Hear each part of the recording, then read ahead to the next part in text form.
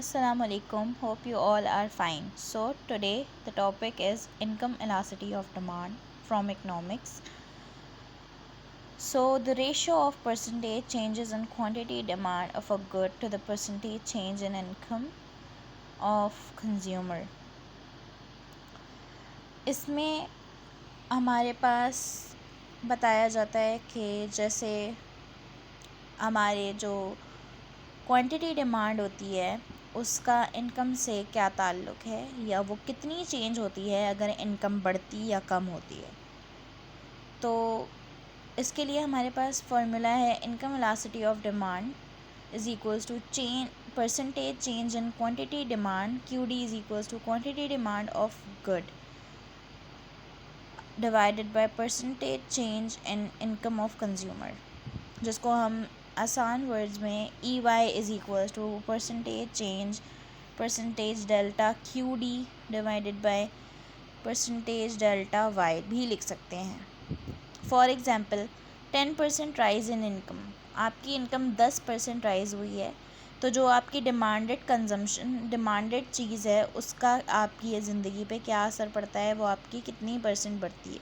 तो हमने 10% अगर हमारी इनकम बढ़ी है तो हमने 5% अपनी डिमांड को बढ़ा लिया, तो 10% हमारा इनकम राइज़ हुआ है और 15% हमारी फ्रूट की डिमांड राइज़ हुई है।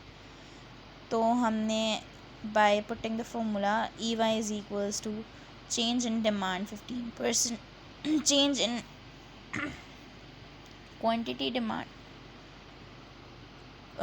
quantity demand of a good 15% and the rise in income 10% divide करके हमारे पास आंसर आता है 1.5%। इसको अगर मैं और इजी वर्ड्स में ले लूँ तो जो लोग नेटफ्लिक्स यूज़ करते हैं वो उसके लिए पे करते हैं, और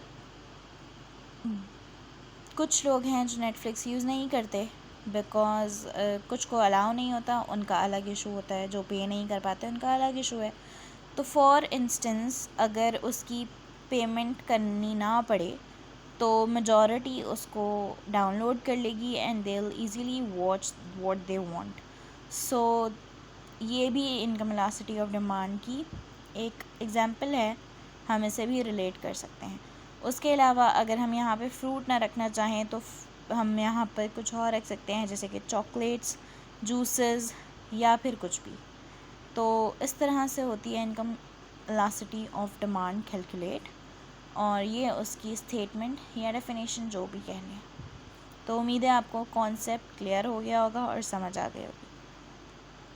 मेरे चैनल को सब्सक्राइब कर दें और शेयर कर दें अपने दोस्तों के साथ ताकि इस वीडियो से उनको भी फ़ायदा हासिल हो। अल्लाह हाफ़िज़।